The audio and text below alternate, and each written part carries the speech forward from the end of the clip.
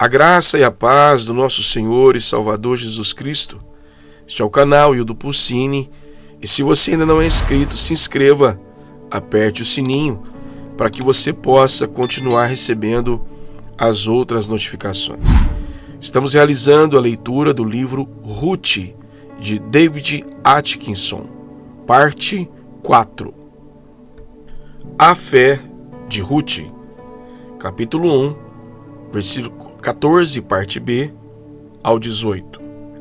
Orfa, com um beijo, se despediu de sua sogra, porém Ruth se apegou a ela. Disse Noemi: Eis que tua cunhada voltou ao seu povo e aos seus deuses. Também tu, volta após a tua cunhada. Disse, porém, Ruth: Não me instes para que te deixe, e me obrigue a não seguir-te, porque aonde quer que fores, irei eu, e onde quer que pousares, ali pousarei. O teu povo é o meu povo, o teu Deus é o meu Deus. Onde quer que morreres, morrerei eu, e aí serei sepultada. Faça-me o Senhor o que bem lhe aprouver, se outra coisa que não seja a morte me separar de ti. Vendo, pois, Noemi, que de todo estava resolvida a ir com ela, deixou de insistir com ela. Enquanto Orfa deu prova do seu amor na obediência ao desejo de Noemi, de que partisse para se casar novamente, Ruth demonstrou o seu amor tornando-se sua filha. Lemos que Ruth se apegou a Noemi, versículo 14. Este verbo é a palavra que expressa um apego fiel e sincero em um relacionamento pessoal, como o do homem com a esposa no jardim do Éden. Também é usado em relação à sincera fidelidade que Deus espera do povo da aliança em resposta à sua iniciativa da graça salvadora. Ruth, a moabita, ex-adoradora de Camus, está demonstrando uma qualidade de vida característica do povo de Javé. Apesar de Noemi citar o exemplo de Orfa, é da óbvia adequabilidade de que Ruth permaneça com o seu povo. E apesar de que, de acordo com a sabedoria humana, uma adoradora de Camus devesse obviamente permanecer onde os seus deuses eram adorados, Ruth insiste em ficar com Noemi. O nosso autor apresenta aqui as palavras de Ruth, sua clássica e bela afirmação de fidelidade, determinação e compromisso de amor. Ruth quer compartilhar do futuro de Noemi, sua viagem, seu lar, sua fé. É a promessa de uma fidelidade sincera na vida e para toda a vida. Ou, por que não dizer, além da vida? Os membros de uma família partilhavam do mesmo chão ao serem sepultados, pelo menos na Palestina primitiva. E supomos que isto também acontecia com o povo de Ruth. Como diz Leon Morris, afirma determinação de Ruth é que nada, nem mesmo a morte, vá separá-la de Noemi. E no centro desta expressão de amor e compromisso para com Noemi, na viagem, no lar, na família, na vida e na morte, está o compromisso de adorar o Deus de Noemi. Embora, num certo sentido, seja verdade que Ruth talvez pensasse que uma mudança para Belém poderia implicar a necessidade de reconhecer o Deus de Belém, num outro, a sua fé mostra-se explicitamente mais profunda.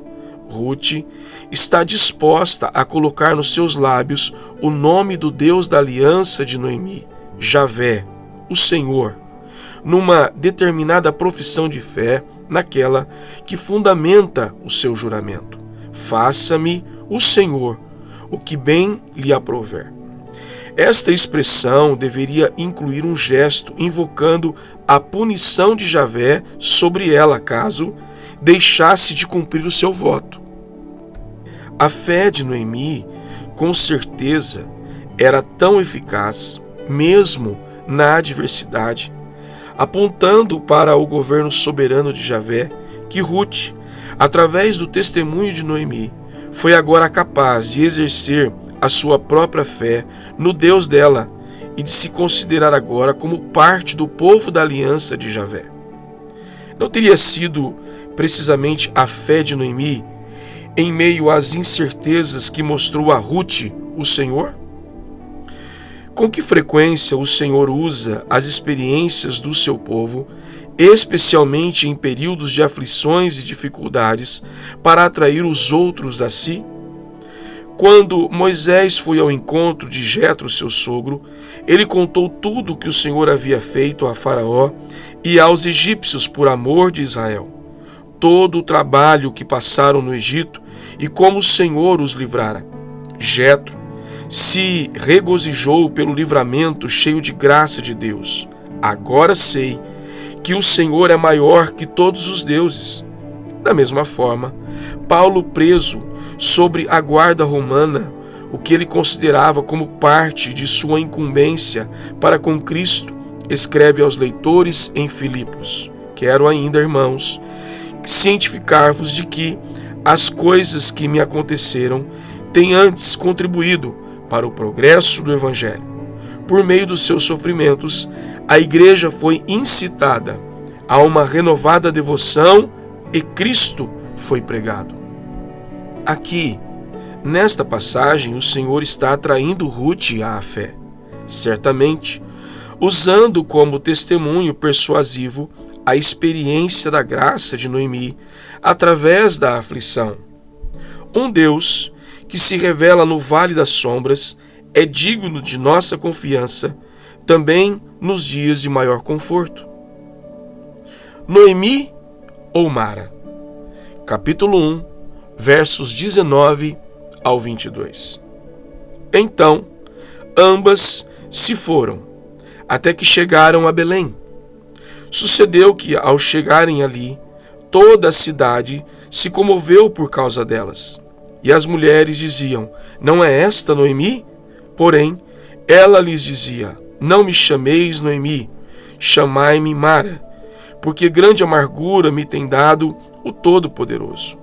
Ditosa eu parti, porém o Senhor me fez voltar pobre. Porque, pois, me chamareis Noemi, visto que o Senhor se manifestou contra mim e o Todo-Poderoso me tem afligido? Assim, voltou Noemi da terra de Moabe com Ruth, sua nora, a Moabita, e chegaram a Belém no princípio da cega das cevadas. Quando Noemi viu que Ruth estava resolvida, firmemente determinada por uma decisão inabalável, capítulo 1, verso 18, ela concordou, e as duas viúvas seguiram juntas para Belém. Quando chegaram, os homens, ao que parece, estavam fazendo a colheita da cevada no começo da cega, isto é, em abril. Mas as mulheres, Quinox, as restringe a todas as fofoqueiras. Começaram a fazer perguntas. Noemi estivera fora durante muitos anos. Ela partira com o marido e 2 filhos e voltava agora, viúva, com uma nora viúva. Talvez sua experiência falasse da amargura que tinham experimentado. Quando lhe perguntaram: não é esta Noemi? O jogo de palavras com o significado do seu nome é comovente. Não me chameis Noemi, que significa alegre. Antes, chamai-me Mara, que significa amargura. Conforme percebemos em 1,13, ela crê que as amargas experiências que enfrentou vieram da mão de Deus, porque grande amargura me tem dado o Todo-Poderoso. O Todo-Poderoso. O título divino traduz a palavra hebraica Shaddai, geralmente usada no Pentateuco e particularmente em Gênesis. Discordam os autores sobre o significado de sua raiz, sugerindo alguns, mas provavelmente a etimologia relacione Shaddai com montanha, no sentido qualitativo de possuir durabilidade, solidez e veracidade. Contudo, se verificarmos o seu uso em Gênesis, descobriremos 3 referências que podem esclarecer o seu significado, levando-nos ao pensamento de Noemi ao usá-los. Primeiro, em Gênesis 17:1, descobrimos que Deus fez a um Abraão de 99 anos de idade a promessa de gerar filhos e se revela como Todo-Poderoso. Aqui, Ele é o Deus que pode transformar a impotência do homem em bênção, para o bem do próprio homem e para a sua glória. Segundo, em Gênesis 43:14, o velho Jacó, em sua perplexidade, concorda relutantemente com que os seus angustiados filhos retornem ao Egito, levando o irmão mais moço para o até então ainda não identificado José. Deus, Todo-Poderoso, vos dê misericórdia perante o homem. Shaddai aqui fala da esperança da proteção de Deus para um período de incertezas. E terceiro, em Gênesis 49:25, a profecia de Jacó sobre os seus filhos fala da futura fertilidade de José, apesar de todo o embaraço, e o atribui ao Todo-Poderoso, o qual te abençoará com bênçãos dos altos céus, com bênçãos das profundezas, com bênçãos dos seios e da madre, depois de 13 anos de sofrimento e isolamento na prisão. José é elevado a primeiro-ministro do Egito. Esse tipo de bênção é característico do Shaddai.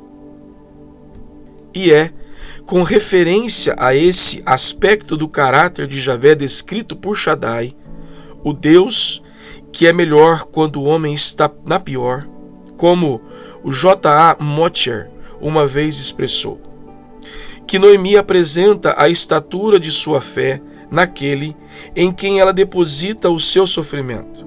É como se ela dissesse: vocês podem ver a amargura que tenho experimentado, a fome, a perda de entes queridos, as dúvidas, as separações, o aparente desespero, mas eu conheço Deus como Shaddai e posso deixar as explicações e até mesmo a responsabilidade desta amargura com Ele. Será que ela não estava conseguindo enfrentar a realidade? Será que Noemi estava errada ao pensar assim? Será que ela estava acusando Deus do mal que sofria, usando aquele tipo de astuta explicação mais apropriada aos inúteis consoladores de Jó, ao invés de observações que eram fruto de uma fé amadurecida? Não nos parece assim. Antes parece que é exatamente a chave de como uma pessoa de fé aprende a enfrentar a dor e a incerteza das muitas tribulações da vida. Em um mundo no qual, da perspectiva humana, as palavras do pregador parecem sobremodo verdadeiras, atentei para todas as obras que se fazem debaixo do sol, e eis que tudo era vaidade e correr atrás do vento. Suas outras palavras podem fornecer o contexto completo, a perspectiva mais ampla dentro do qual a vaidade pode ser enfrentada. Não sabes as obras de Deus, que faz todas as coisas? É a pessoa que conhece o seu Deus como Shaddai, que pode perceber a outra história, que até mesmo a aparente falta de significado do sofrimento terreno faz parte de um padrão da providência e pode ser enfrentada quando colocada nas mãos de Deus. E não apenas Shaddai, pois o Deus que se revelou nessa característica é o Deus que também declarou o seu nome ao seu povo, Javé, um nome que aponta para o seu amor expresso na aliança. E Noemi sabe que o Shaddai com o qual ela pôde deixar sua amargura é o Javé que a trouxe para casa. Conta-se a história de um pregador que usava como ilustração os fios emaranhados do avesso de uma tapeçaria, destacando que grande parte da experiência desta vida debaixo do sol, neste mundo decaído e afligido pelo pecado, em todos os seus diferentes caminhos, geralmente nos parece ser uma confusão de cores sem relação alguma, fios soltos e indesembaraçáveis. Apenas quando o outro lado da tapeçaria se torna visível é que esses mesmos fios nos apresentam o que foi bordado. Deus é amor. Talvez não vejamos o outro lado, que nós chamamos de outra história, que está sendo escrito ao longo e ao redor da história humana, a qual nós lemos às vezes de maneira tão dolorosa. Mas a fé é a garantia divina de que esse outro lado existe e de que no seu amor até mesmo o sofrimento tem um significado. Este é um tema exemplificado em outras passagens das Escrituras.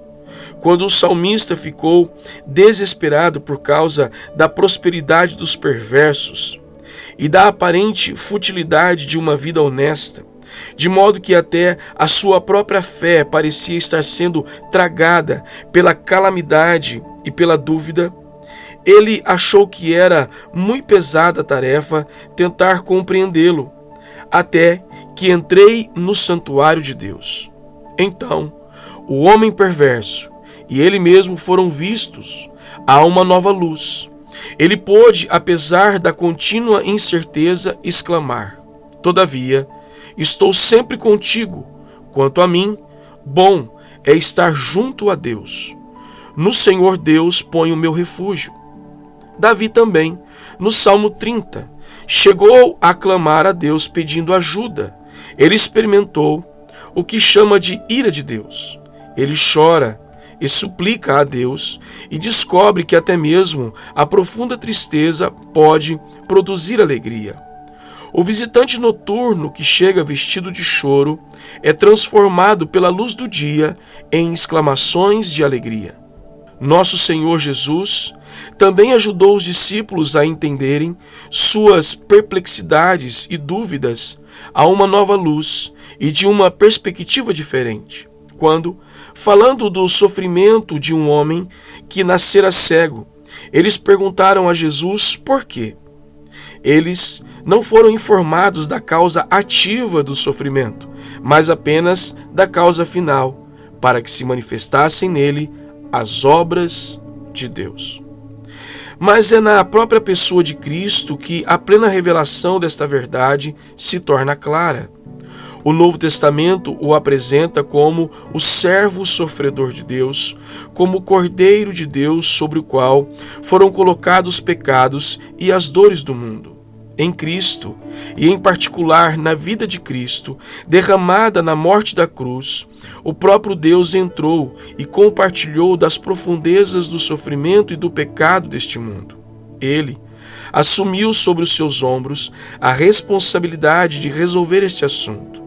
Na horrível ruptura da comunhão entre o Pai e o Filho, focalizada no grito de abandono, Deus demonstrou o seu desejo de que a graça preciosa fosse conhecida em cada separação e sofrimento humano.